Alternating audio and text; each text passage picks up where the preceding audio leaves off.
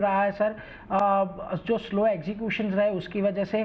Sir यहाँ से आपको FY26 के लिए क्या एक्सपेक्टेशन बनती हुई दिख रही है? सर उससे स्टार्ट करते हैं प्लीज़। जी नमस्कार। देखिए FY25 हमारे लिए टफेस्ट ईयर था वेरियस कारणों के लिए। दो मेजर कारण हमारे एक्सपोर्ट ऑर्डर बुक और जो क्वालिटी एश्योरेंस बिजनेस का जो हमें हिट हुआ था। तो ये हमारे लिए शुरुआत से इस साल की स्ट्रैटेजी थी कि हम अपने को इस तरह से प्लान कर लें, हमारा ऑर्डर बुक इस तरह से सीक्वेंशियली ग्रो हो कि हम एक बेस बना लें जिसमें हम FY25-26 में सब्सटैंशियल ग्रोथ कर पाए। सिमिलरली हमारा Q4 का एफर्ट ये था कि हम ज्यादा से ज्यादा इसको ऑप्टिमाइज ऑपरेशनल एफिशिएंसी कर पाए, सो दैट ओवरऑल हमारा जो FY गया 24-25 वो as close to possible that 23-24 रहे। सो विद दिस जो हमने इस साल ऑर्डर्स लिए हैं, पूरे साल में हमें 500 से ज्यादा ऑर्डर्स मिले हैं। We are now steadily more than one order a day company. हमारा फ्रेश ऑर्डर इस साल में 5,500 करोड़ ऐड हुआ। So we ended the year जो हमारी हाईएस्ट ऑर्डर बुक है, करीब 8,900 करोड़ की। जो जब ये ऑर्डर बुक हमारे चारों वर्टिकल्स में, हमारे चारों स्ट्रीम्स ऑफ रेवेन्यू में रही, जो हमने एंड किया, तो हमें पूरा कॉन्फिडेंस है कि जो FY25-26 है, एज पर आवर प्लान हम एक सब्सटैंशियल ग्रोथ कर पाएंगे। और हम करीब 20% एम कर रहे हैं टॉप लाइन में ग्रोथ में FY25-26 में। એટલે જો ખાસ કરીને અહીંયાથી ઓર્ડર બુક એક સારી છે, એટલે ગ્રોથની અપેક્ષા અહીંયાથી સારી છે, લગભગ 20% એક ટોપલાइन ग्रोथની अपेक्षा રાખી રહ્યા છે, એટલે એના પર એક ખાસ ध्यान રાખીશું। सर एक टर्नकी प्रोजेक्ट कंट्रीब्यूशन के बारे में बात करना चाहूँगा। Q4 में 40% रहा है, जो ईयर ऑन ईयर थोड़ा डिक्लाइन हुआ है। थोड़े पुराने प्रोजेक्ट अभी क्लोजर पे है, नए प्रोजेक्ट अभी डिसाइन स्टेज में है। सर कब तक ये नए ऑर्डर का कंट्रीब्यूशन आपको स्टार्ट होता हुआ दिख रहा है? आपने सही कहा, ये जो टर्नकी का हिट हुआ है ना केवल Q4 में बल्कि पूरे साल में, अगर आप ले करीब 100 करोड़ डाउन है। तो जो पुराने ऑर्डर्स थे वो फाइनल स्टेजेस ऑफ एग्जीक्यूशन में थे, और नए हमें करीब 2 से 3 क्वार्टर में, लास्ट 2-3 क्वार्टर्स में काफी टर्नकी ऑर्डर मिले हैं, चाहे वो रेल इंफ्रा के हों, बिल्डिंग के हों, IIM रायपुर का है, IIT भुवनेश्वर का है। तो ये सब ऑर्डर्स हमारे अब एग्जीक्यूशन बिल्कुल शुरुआत होने में आ गए हैं। और इसीलिए इस FY में चाहे वो टर्नकी सेगमेंट हो या एक्सपोर्ट जो ऑर्डर्स हमें पिछले एक साल में मिले हैं, इन दोनों का कंट्रीब्यूशन टॉप लाइन में सब्सटैंशियल रहेगा कमिंग FY में। जी।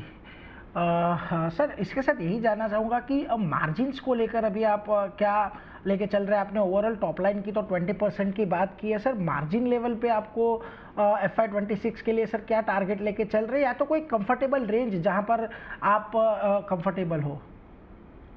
देखिए, इफ यू सी जो हमारी ऑर्डर बुक है, जो अभी 31 मार्च को भी ऑर्डर बुक का ब्रेकअप है, वो करीब 50% से ज्यादा कॉम्पिटिटिव बेसिस में है।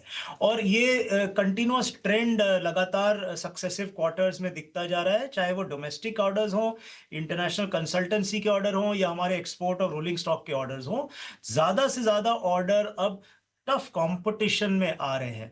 तो इसकी वजह से जो हम फोरसी कर रहे हैं, जो हमारा analysis of the breakup of various orders है, ओवरऑल ब्लेंडेड मार्जिन जो हम नेक्स्ट FY के लिए हमें लग रहा है रहेगा जिस रेंज में, एबिटा मार्जिन हम करीब 20% के रेंज में एक्सपेक्ट कर रहे हैं, और पैट मार्जिन करीब 15 से 16% on an overall FY basis हम एक्सपेक्ट कर रहे हैं।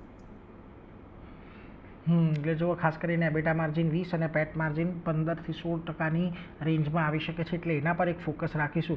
सर ऑर्डर इनटेक को लेकर ज़रा आपसे एक बार पूछना चाहूँगा सर, अभी क्या सिनारियो है? क्योंकि हमने देखा था जो FY24 है वहाँ पर बिकॉज ऑफ इलेक्शन और ये जो फर्स्ट हाफ था वहाँ पर थोड़ा गवर्नमेंट एक्सपेंडिचर भी कम था, तो वहाँ पर ऑर्डर थोड़े कम आ रहे थे।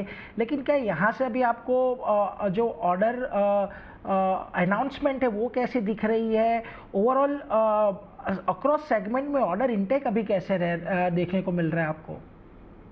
देखिए, ये साल हमने एक अपने लिए एक टारगेट रखा था जो 24-25 में, कि हम एक one order a day company बनेंगे, और एक हम one order export order a quarter बनेंगे और हम पूरे इस साल हर क्वार्टर में इसको मेंटेन कर पाए। जैसा मैंने कहा 500 से ज्यादा ऑर्डर मिले, हाईएस्ट एवर ऑर्डर बुक हमें एंड किया, 60% ग्रोथ दिखा हमें ऑर्डर बुक में 31 मार्च 24 और 31 मार्च 25 में।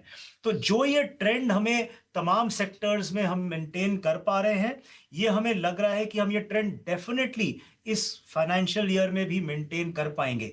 और मोर सो हम अब इसको जो इंटरनेशनल कंसल्टेंसी है, जो हमारा राइट्स विदेश का इनिशिएटिव है, हम इंटरनेशनल कंसल्टेंसी में और एग्रेसिवली भी और टारगेट करेंगे। तो डोमेस्टिक सेक्टर में हमारे ऑर्डर्स बिल्कुल आ रहे हैं बहुत अच्छे रेट पे, one order a day company के हिसाब से, और इसको मेंटेन करेंगे और इंटरनेशनल ऑर्डर्स में भी और भी फोकस करेंगे। जी।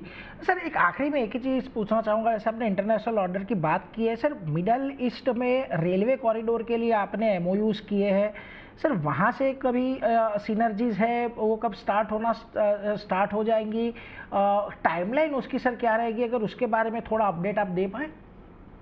जी देखिए, हमने ट्रेडिशनली हम लोग African geography, Latin American geography या साउथ ईस्ट एशियन में इंटरनेशनल कंसल्टेंसी करते थे। हमने लास्ट ईयर मिडल ईस्ट में भी इनिशिएटिव शुरू किया और उसमें हमें तमाम एमओयू भी साइन किए और ऑलरेडी उसमें हमारी पहली शुरुआत हो गई है। हमें पहला कंसल्टेंसी ऑर्डर जॉर्डन में मिल गया है और इसीलिए हमें लगता है कि इसमें पोटेंशियल तमाम कंट्रीज मिडल ईस्ट में हमारे पास बहुत है। और कमिंग क्वार्टर्स और कमिंग ईयर्स में इस ज्योग्राफी में हमें कंसल्टेंसी के ऑर्डर जरूर और मिलेंगे।